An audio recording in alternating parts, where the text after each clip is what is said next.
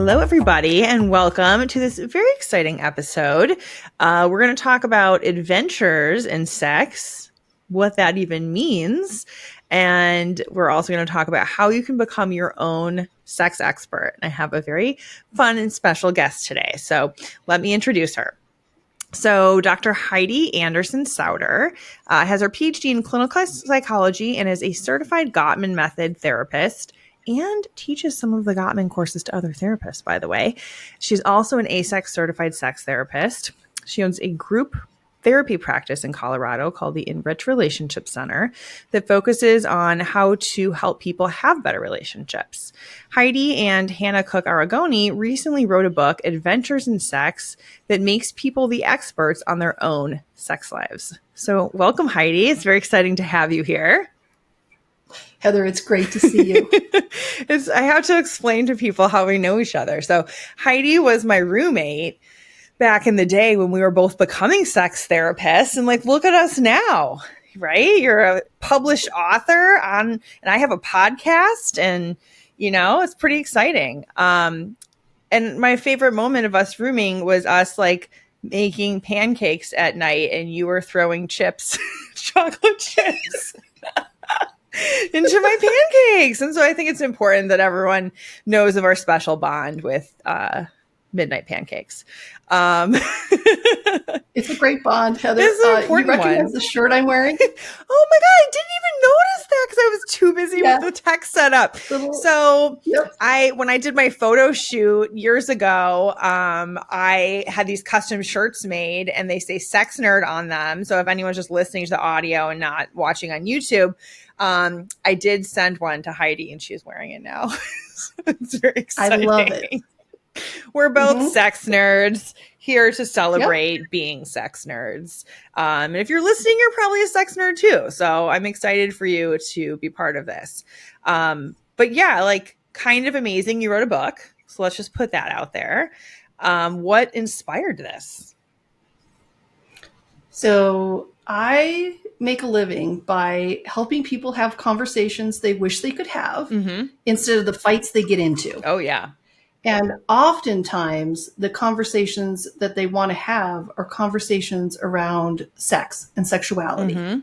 Either just their own person, who they are, or what they want to be doing with their partner or partners. Yes. And so as I just did more and more of this work after the University of Michigan, where I met you, I realized that one of the toughest parts for people was really being able to find a way to introduce topics of sexuality around, a broad range of topics where people could just kind of have a window into themselves or their partners. Okay. And so I was chatting and I host a Gottman consultation group for people who do couples therapy or marital therapy or relationship therapy. And Hannah is in that group and said, hey, I'd like to help you out on that book, because I said, hey, I think I should write a journal. It would help people kind of find an accessible way. They wouldn't have to pay a therapist. Right. And they could get to know themselves, and then they could share that with anyone else they wanted, or no one else if they wanted. They could just have that information for themselves. And so Hannah and I originally wrote a book that was really more what you would probably expect from somebody with a PhD. It was boring. Okay. And then we went up to her parents' place in Breckenridge, and we threw that away. Okay. Deleted Which it. is brave, because it's hard to put yourself out there and create that. So I respect that you're like, no, this is not what I want to put out into the world. Let's do better. Nope. So we said, how can people get to know themselves, and how can they share something with a partner or partners if they choose to do so? And so we scrapped our first idea. And the second idea is what is now what I call the sex journal, but it's Adventures in Sex. It's kind of what I say. I went to sex school, which is the University of Michigan. I love that. Right? Yeah. Heidi would always be like, all right, I just telling my kids I'm going to sex school for the weekend. Okay. So the sex journal, but actually Adventures in Sex. So I love that idea though, of making it not boring and helping people get to know themselves. And like you said, have the conversations because I mean, we're not normal. I think we need to say that. Sometimes I forget that like I'm not normal and I'm like, oh, you just say it. You just say what you want, but the truth is that fear of rejection comes up. People get self-conscious. They don't know how to bring it up. And so I love that you're giving them a tool where they're still doing it themselves, but maybe it makes it a little easier. Maybe it makes their brain not to have to work so hard to figure out how to bring something up. I think that's a huge chunk of it. Mm-hmm. I also think another huge chunk of it is just that nobody's normal. It's a really and so good point. Really, when you're reading like the headlines as you're going through the checkout counter at the grocery store, they're saying, here's how to do it. Right. And so people, I fear, most often try to fit themselves and their own sexual preferences, their own bodies, their own ideas into what they think is like acceptable or wanted or appropriate, instead of really first and foremost saying, who am I? What do I want? I love that. Like I feel like it has to start there. Okay. So how do you do that with people in the book? Like, how do you help them get to know their sexual selves better and like become more comfortable with who they are? Heather, like with a lot of sex and sex therapy, it's really at the beginning a little bit of permission seeking. What do they need in order to get curious about themselves? What do they need in order to be able to share? So there's a little preamble on that. Okay. But then it's just really a variety of questions on who they are. So you want me to just randomly pick a few. Like give us some examples. All right. How have my family's values of sex shaped me? Oh, that's important. That's really important because sometimes we don't even realize that like my experience from 30 years ago, growing up with my parents is still affecting who I am now as like a 42-year-old. Yep. Yeah. Okay. Yeah, love that. Totally. Yep. So history. What is my history of it?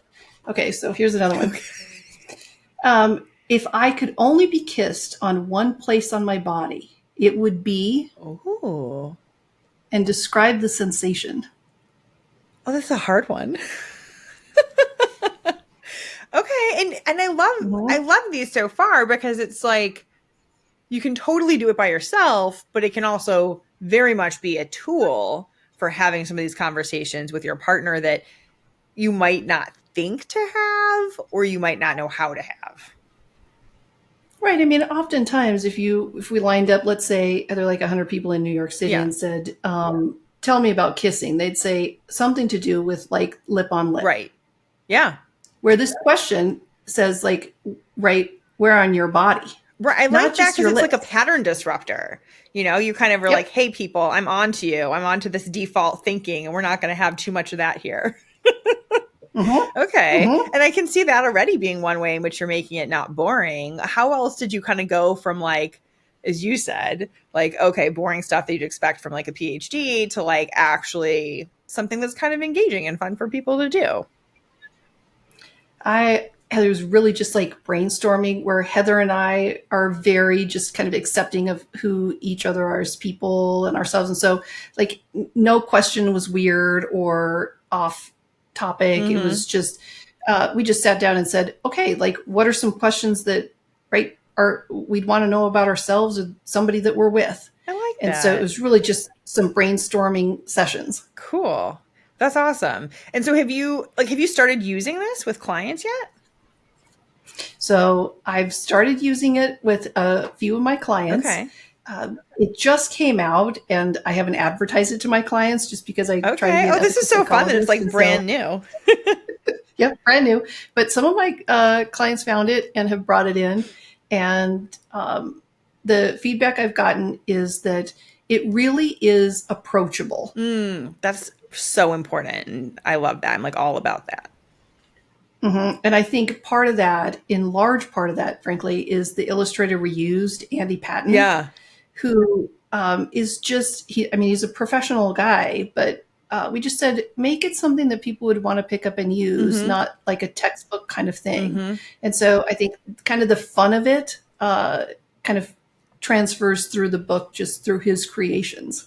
That's cool. And I have to say, like, that came across just from the cover too, like it looks like a fun book, and it doesn't look like serious or stuffy. It's kind of like, all right, cool. Like, let's be a little playful and like get into this. It's kind of how it comes across. Yes. And so we know some people are writers. Mm-hmm. They like to journal. They like that. But we also know some people like to draw or cut things out of magazines or create in different kinds of ways. And so in the book on the pages, there are lines where you can write, but there are also spaces where you can create other kind of artistic depictions. Oh, that's kind of cool. I like that. So we're appealing to all different types of learners here. My mom was a teacher, so I feel like I'm very aware of needing to appeal to different learning styles. I like writing and journaling. I think that's just such an amazing way to get clarity. And so I guess I want to encourage people, even if you're someone that's like, I don't want to write about this shit, that like, maybe just push yourself a little bit, or maybe just be like open to the idea that it might not be torturous. And especially if it's for yourself, it's like, you don't have to like have great penmanship. Like, you don't need to have like, perfect answers, or like great grammar. It's like, just jot something down, Right. And I think, Heather, as people, we really are the creators of our own stories. Now, are we influenced by a lot of things? Of course we are.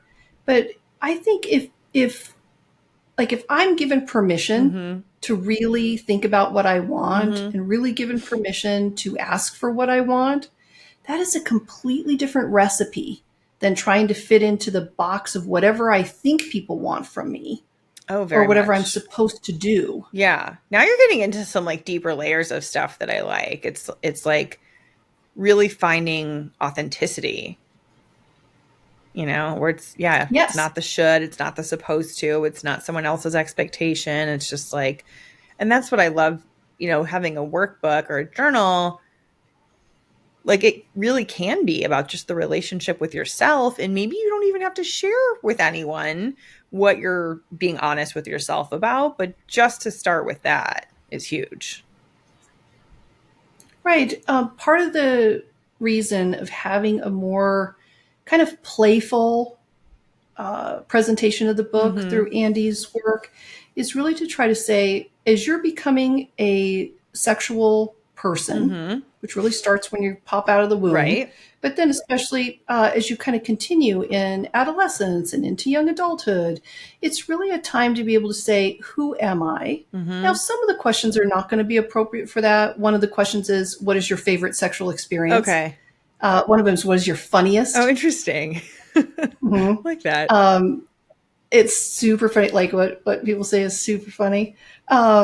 So some of them aren't for people who have not become sexually active yet. But many are just being able to say, who are you? That's actually. But then also. Oh, go ahead. No, go ahead. So I know you have kids, obviously, and I'm trying to remember how old they are now, but I'm thinking you have one in college and one in high school. Yes. Okay. So, like, do you feel like some or most of this book is appropriate for like teenagers, maybe? Absolutely. Okay. And so Cool. my youngest, who's still in high school, yes, absolutely. In college, I can't really remember how many calls this last year. My daughter's a freshman out in California, and she would call and say, Mom, so-and-so, right, my roommate is having this thing, or this friend is going through this. Yeah. And so I'm like, wow, these kids need to pick up some, right? So I refer to Emily Nagoski's Come As You Are all the time. Okay, cool. For, Lauren and her friends. Yeah. And then just a journalist say, right, instead of trying to do what you think your sexual partner wants you to do, how about try to get to know what you're interested in? Yeah. And then, right, communicate that. Right. And so it's super appropriate for people who are starting into their sexual lives. I love that. I know. And your daughters have always felt so comfortable with you. Like, I remember when I stayed at your house for that weekend when we saw Emily Nagoski in person, which was fun. By the way, everyone should check out that book too. But, just like how comfortable they are because of the work you do and because of your comfort level and openness in talking about it. And it's so cool to hear that, Lauren's friends are now like going through her to like get answers from you. But like like, what a gift. Like, I'm thinking back to when I was in college, and I remember, just being like almost more scared of sex, or, worried about everything, not really even seeing that there's actually health benefits, and this can be like connective, and, you can have a secure feeling emotionally. But I do remember one friend brought up vibrators or masturbating in like a group setting of women. I was like, oh my God, you can talk about this publicly?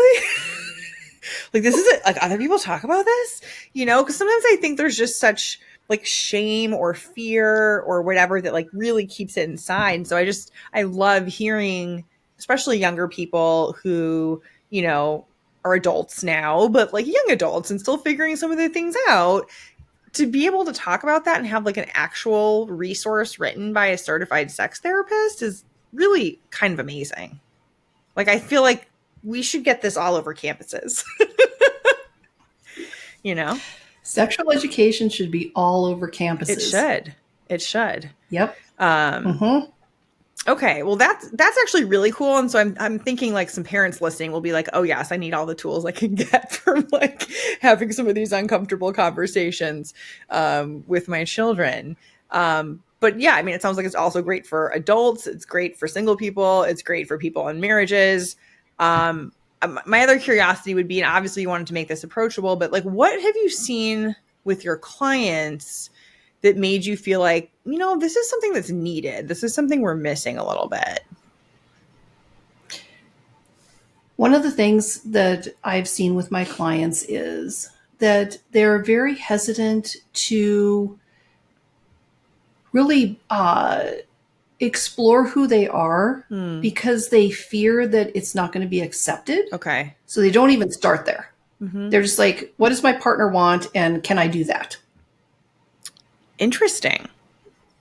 So you kind of cut off like a good amount of what's possible just out of the gate.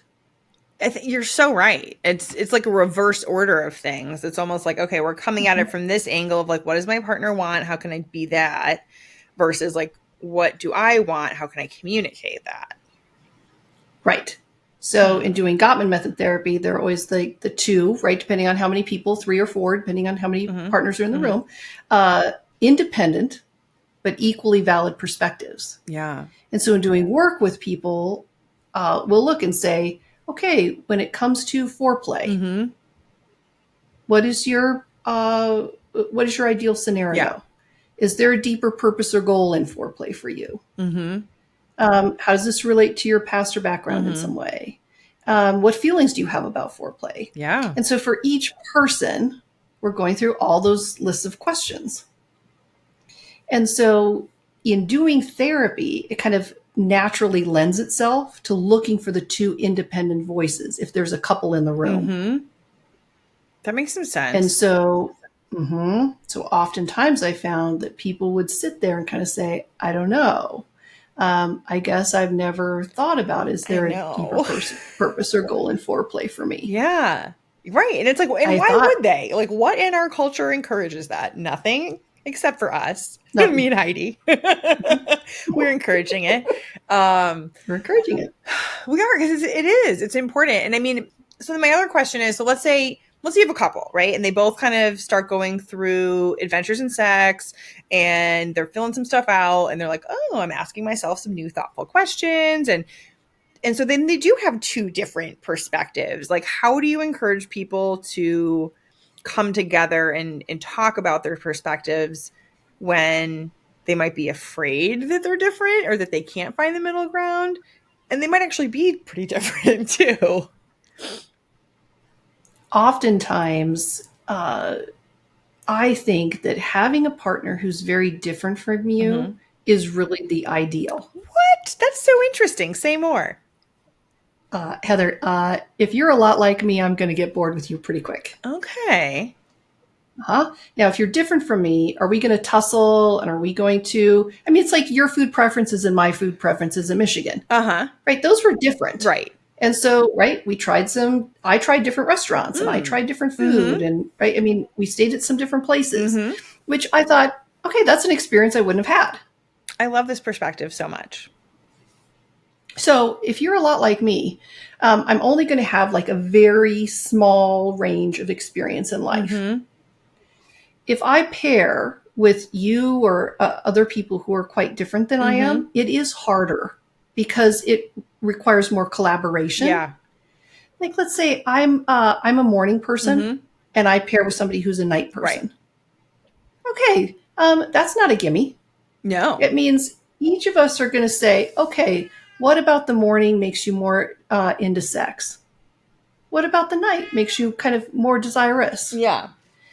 So we are working then together to say, what are your preferences and what makes that true? And how can I flex with you? It's kind of like doing couples yoga. That makes some sense. I mean, Mm-hmm.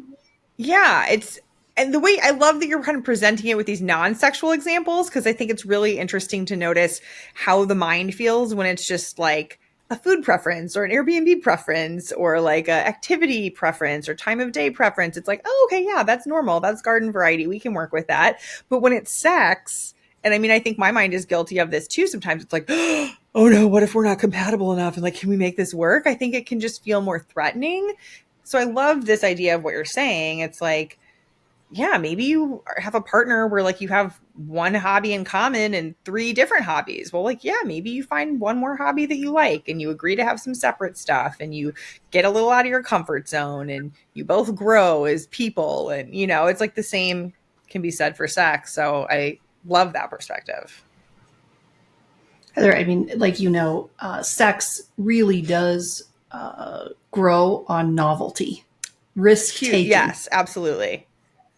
So we need people who are different than us. We Especially in the need people long who run. say, yes. Right. Like you might have a great time Mm-hmm. for like a few months, you know, if you're like, Sure, sure. cool, we like all the same things. And then it might be like, okay, now we're like 20 years in and we've been doing all of those same things and we're both like really freaking bored.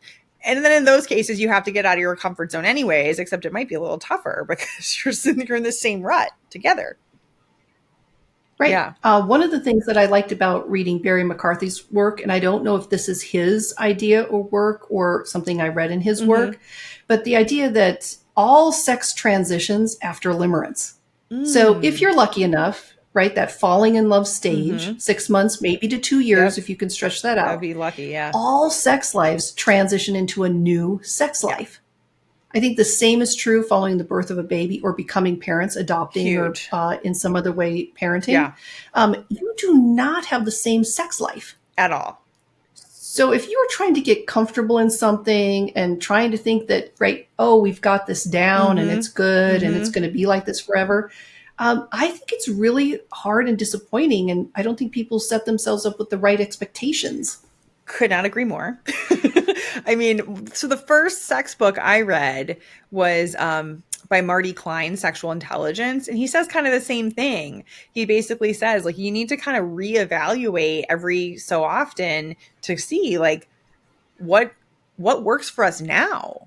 You know, it's like bodies change, health status change, um, energy levels change, psychologically we change, and you know maybe what we're into or what's a turn on that decade is different than it was the prior decade, you know.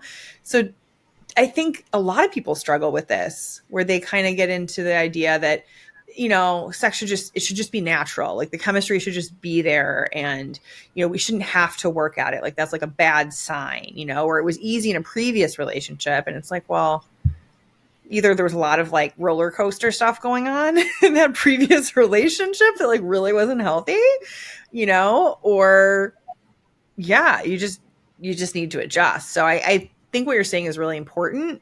Um, and I agree. It's like limerence is pretty short term. And so once you get past that, you do need to make an active effort. Even really before that, I think it's probably just good practice to get into. But, you know, the people that I know who still have that spark after 10, 20, 30, almost 40 years, you know, it's like they prioritize it. They flirt with each other. They're comfortable talking about sex. You know, it's like it's not an accident. So I love the idea of people being intentional. And I do think adventures in sex is one way that people can be intentional because I do think we need tools and resources outside of ourselves. I mean, like, you and I are freaking sex therapists. It's like, do we think that we would have like a great sex life forever without seeking out tools and resources? I don't. Like, No. absolutely In fact, not. as a sex therapist, I anticipate my own sex life will have its own dips. Absolutely. Right? Deserts and like sort of monsoons. Yeah. I mean, it's a very changing landscape. Totally. And so I think when you go in with that expectation, instead of it should just be easy, we shouldn't have to put an effort in there, then it can be fun. Then it can be like, ooh, well, there's sex toys and there's this, adventures in sex book and there's yes, no, maybe lists. And, there's all these places where we can get ideas and inspiration and tap into our own creativity. And a lot of that comes from having the conversations with your partner, Right. Yeah. I think one of the fascinating things in being a psychologist is that no two people's stories are the same. Mm-hmm. And when I'm honored enough to see couples across time, they'll come in maybe 10 years later, that's even cool. Given some situations, their story is not the same 10 years later. Oh, cool. That's interesting. So even if I'm like, oh, I remember them, like, oh, I'm excited to see them. Yeah. The story where they're at, I'm like, oh, that's totally new and different.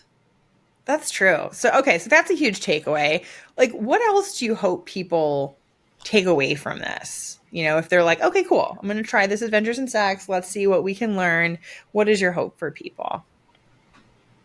My hope for people is that they allow themselves to dream. Oh, I love that. So beautiful. Mm-hmm. And that they really do see their sexual lives as a part of their own self-expression. Yeah.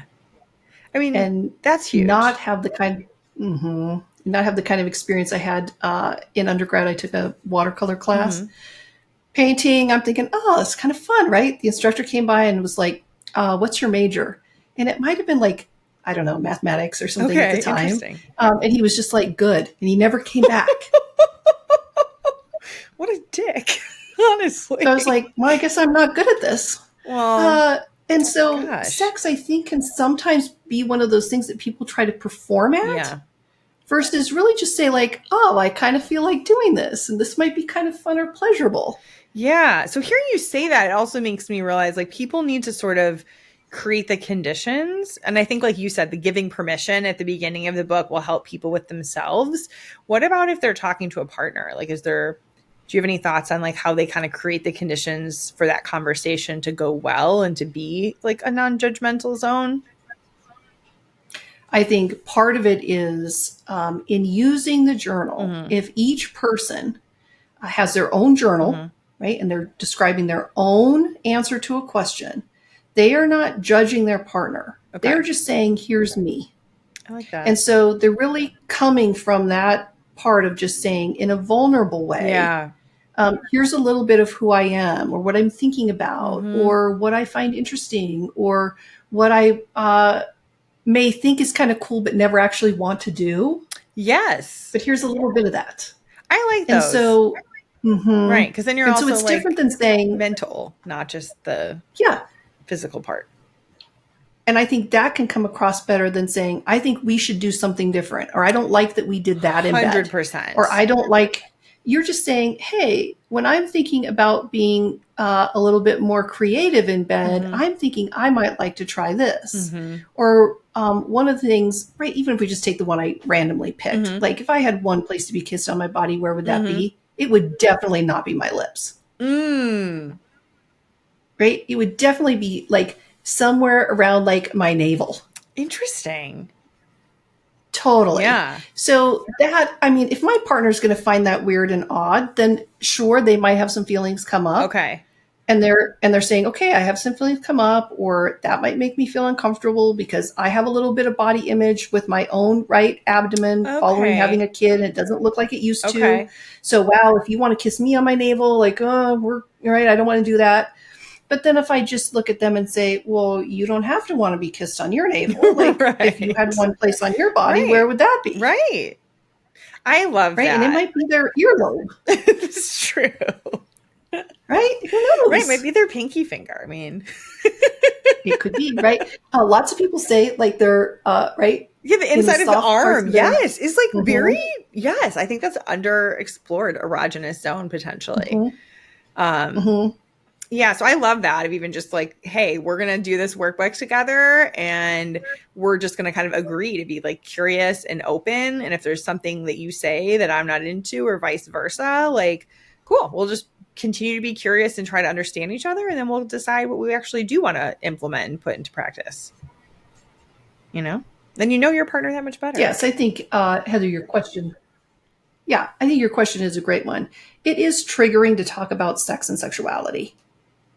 It can be. It can also be So really if hot. people are reading, it can be totally hot, Yeah. right? Thinking about sex makes people more interested in having sex. 100%. Do not forget this, people. Right. Mm-hmm. So even just like keeping your own journal for like 3, 4, 5, 6, 7, 8 days can actually be like, okay, I'm a little more receptive to my husband coming on to me, even though I'm like Totally. sort of overwhelmed right now. Yeah, because I do think, especially as sex therapists, we're used to helping people who are uncomfortable, but I kind of want to let people know, even if you feel a little uncomfortable to start, sometimes it can be like, ooh, I'm overcoming the taboo. I'm overcoming the taboo of talking about sex and like, look at me, just like putting it all out there. That can be a turn on. Or it could be like the specific talking about the different sex acts that could be a turn on. Like, oh my God, you want to do that? Like, okay. Yeah, that is kind of hot. Like finding out new things that you are into. So I actually think some of this can be like fantastic mental foreplay. Heather, it's so funny you say Yeah. that. This last weekend, my little high school kid was starting to do some of her homework for school. She started school in a few days. And so she came up, she's like, Mom, I'm feeling so aesthetic. I have like my markers and I'm highlighting my book and I'm like getting things done. So cute. And I'm thinking, oh my gosh, right? That's super cool. But I'm thinking about that now because I'm thinking part of the sex journal could be that you could get just your own aesthetic on. Even if you never plan to share it with another person on the planet, 100%. you could get like your own sexual kind of aesthetic. Right. I mean, it's always fresh flowers. Okay. Interesting. You could be in a tub. You could have some candles and you could just like be cruising around thinking about these questions. I love that. And I mean, so many people have more of like a responsive desire where it's like the arousal doesn't come out of nowhere. You need some kind of sexual stimuli. And not everyone's into, porn or a visual. And so I love the idea that this workbook could even be that. This could be sort of a sexual stimuli to kind of get the mental juices flowing and potentially the physical ones. Right. And this, when you're self-pleasuring, might be nice to have a nice little, some ideas or be thinking through or fantasizing through some things. 100%. Yeah. I mean, I think I get lazy. I don't know. It reminds me of, what song is that? There's a lyric in a song where it goes, when masturbation's lost its fun. And sometimes I think about that. And I'm just, if anyone remembers, I feel like it's Weezer or Green Day, or I think it's Green Day. But yeah, I'm like, who doesn't get into a rut with their own self-pleasure or solo sex? It's like, I think we all kind of have our go-to, but it's like, what would it look like to get a little bit out of your comfort zone? Not drastically. Like, I still want you to have a good time, but like incorporate one new aspect.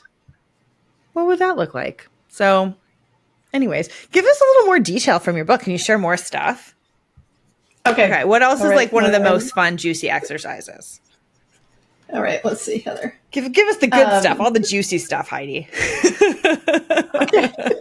So I read in the back. Oh, okay, so Heather, before I forget, right? At the very back, so I'll get you some more juicy stuff, but at the very back, there are also some questions to help people transition.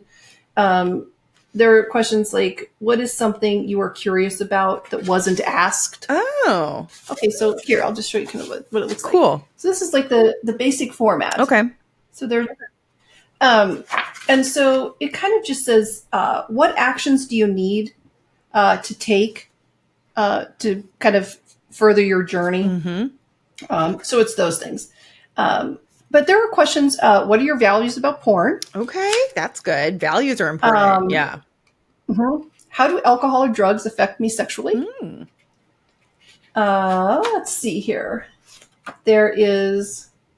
What is your favorite sensual music? Ooh, I like that. I feel like music is like an underutilized tool with sex.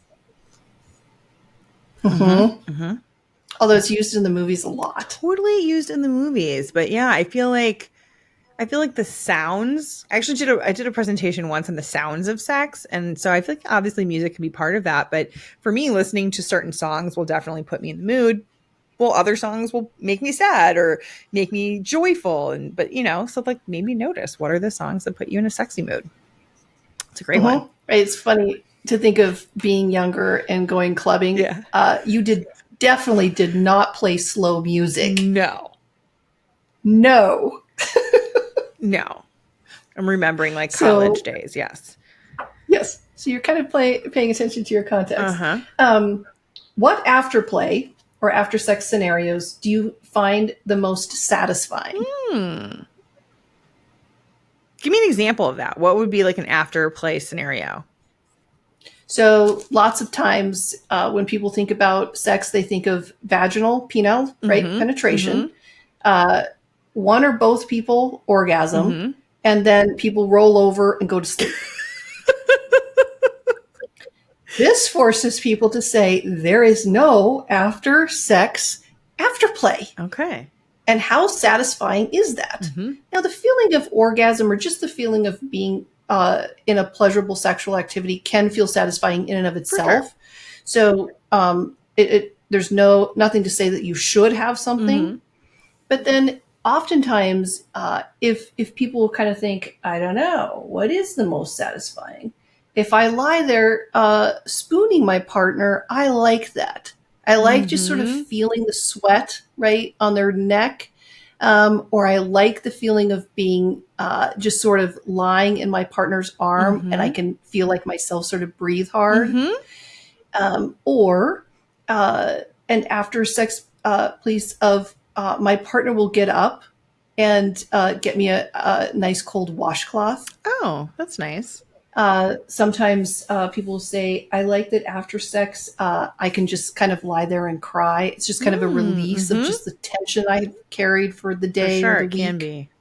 And my partner is just like, will hold my hand or just rest their hand on my right breast or my belly. So just like many, many things like that. And sometimes people say it depends on what kind of sex we had. Okay. If we had the fucking around kind of sex or like a quickie kind of sex, the after stuff can be just kind of laughing. Okay. I like that. If we had just one of the, just like I felt my just like body and soul connect with this person. We just like sat in silence for 20 minutes and it was just like, let it kind of reverberate. Wow. This is great. You describe it in like such a sensory way that it feel like it like transports me. Is the book like that? The book really taps into any person's imagination. Okay. I don't know. It's sounding pretty good. And some of the stuff you said, it's like, I do this for a freaking living. And I feel like this would like challenge my brain too. And like get me thinking. So it sounds like, even if someone like feels like I'm so creative or whatever, it sounds like they would still get something out of it. I really do think sex is one of the most difficult things people talk about because it has so many meanings. It's very self-expressive. It's part my personality. It's part my interest. It's part my creativity. It's part like how risky do I get? It's partly how safe do I feel with you? Yeah. It's partly how safe do I feel with myself? Absolutely. I mean, there's so many. It's power and control. Yeah, vulnerability. It's being to let go and let loose. Yep. It's being able to expose myself. I mean, there's so many pieces to it. You're right. And so sometimes people make the argument, oh, sex is superficial. I don't think anyone listening to this feels like that, hopefully, but like that it's superficial or like, oh, we sense, such a small part of our life in terms of our time spent. But I think what you're saying is really important and why we have jobs is because it's really core to people's identity and sense of self and so many aspects of who we are and how we relate. Yeah. It really is. It's part of how we bond with people who we're more intimately connected with. It's part of just how we have fun for people who we are just hooking up with. I think it's just part of just a lot of different parts of life, and it just looks really different across time. could see Like, that. even if you go through this journal, Heather, I'll be interested to just like chat with you and see what you think. Just if you answered these questions when you were 20, even 25, 30, right now I'm in my 50s, even at 40, I'd say drastically different things. I bet that would be interesting to kind of almost like a before and after, or like tracking your journey a little bit. It's kind of an interesting idea too. Okay, so let's share the most juicy piece of the journal. we'll wrap up on that, and then we're going to tell people where they can buy the book and find you. So I think the best question out of the book is, what is your funniest sexual experience? Really? And why do you love that one the most? Because no one ever has the same story. I walked into a store that I really like in Littleton, Colorado. Okay. They help women who are getting back into the workforce. Okay. So they train women back into the workforce. Cool. So I like their concept. They give part of your, it's called Angel Concepts. They give part of your purchase to a charity. Cool. So really like them. I walked in there when I did not have the real books out yet. I just had the author copy just to see if they want to carry it in their store. Oh, cool. And I said, I just published a sex journal, and right, interested if you want to carry it. And she said, well, I don't have sex anymore. And I said, well, that's okay. Because one of the questions in there is, what's your favorite sexual experience? What's your funniest? And she said, I remember when I was when I got pulled over by the cops on the way to the airport in a trench coat and nothing else. What? And like the whole store, right? This lady was like, she's a great woman. She just announced this, and everybody in the store was just like laughing and carrying on. And so, I mean, it was really funny. This is from the lady who's like, I don't have sex anymore, and then she's got that story. Yeah, you just never know. She's got the story. Never know. And if you don't have a funny story, I think maybe even that sort of prompts you to say, okay, maybe it doesn't need to be all that serious. I think that's huge. And I love that is your favorite question in the book, because I do think we just take ourselves too seriously. And there's this idea that we're supposed to be like so sexy and like suave or like seductive or whatever. And I'm like, what if we just embrace like the awkwardness a little bit more? Because we're all actually a little bit awkward. And I think if we can embrace that, we can actually have sexier sex, if that makes sense. Yes. And if you kind of think of adults being people who still enjoy playing. Totally. There's like a role in sex for that, I think. Yeah, to be creative or have your alter ego or whatever you want to do. So, all right, so tell people, where can they buy Adventures in Sex, and where can they find you? So people can buy Adventures in Sex on Amazon. Okay, cool. And we will link to that in the show notes. You can just write in, Adventures in Sex, or you can just like type my name in there and it will come up. Okay. Heidi Sauder or Heidi Anderson Sauder? Either one. Yep. Okay, great. Adventures in Sex is pretty easy to remember. They'll remember it. Adventures in Sex. Yeah. Okay. Well, I'm very excited to buy my copy. I have been banned, unfortunately, from leaving reviews on Amazon. So you guys, since I can't leave Heidi a review, please leave her a review of the book. It means so much to creators. I have no idea why I was banned, by the way. I don't think I did anything bad, but they won't tell me and they won't fix it. So it makes me feel kind of mischievous, though. So at least I'm getting that out of it. And then I'm assuming your book will be like on Goodreads. They can maybe leave you a review on I'll leave you a review on Goodreads since I can't do the Amazon one. Okay, cool. Okay, cool. So check out Heidi's book on Amazon, and then anywhere else that they can like find you. Do you want people going to your website, or just like, no, go buy the book? No, so absolutely. Okay, cool. You can find me at enrichcenter.org. Okay. That is my group practice, enrichcenter.org. And you can find me on there. I offer workshops. So one of the workshops I'm doing off of this book is with a financial planner, Alexa Bracetta here. So we're doing workshops called More Bang for Your Buck. That's pretty good. Alexa, I love a good sexual pun or innuendo. That's good. Her husband came up with that. Alexa's husband. So good. And so, so we're doing alternative date nights. Okay. They're free. And we're just opening up a few of the questions from the Adventures in Sex. Okay. And Alexa is doing some like really accessible questions about money. Which is like the other most difficult topic to talk about. Okay. Yes. Yes. So the same concept of just being able to say, how can couples or partners of whatever types and configurations really start talking about important things? Yeah. And so Alexa and I are doing one of those in September. So you can find things like that on my website. Cool. What kind of like workshops? Okay, cool. And you're licensed in like, or Oh, you can practice in a bunch of states, right? Because you're part of that compact thing. So I don't know how many, is it like 10 states or something like that? Okay. There's a lot of in Psych Pack. Yes. Okay. So a bunch of different states. I can practice interjurisdictionally. Cool. And so, yes, definitely if somebody's looking for a sex therapist, I see people for sex therapy. Nice. Okay. Well, so we'll link to Heidi's website and to the book. And I really think you guys should all take advantage of those free workshop date night things. I mean, it's hard. I just feel like life is hard enough. Like, let's take advantage of the resources that we have, especially when they're free and led by very amazing people like Heidi. So thank you very much for being here, Heidi. And thanks everyone for listening. We'll catch you next time.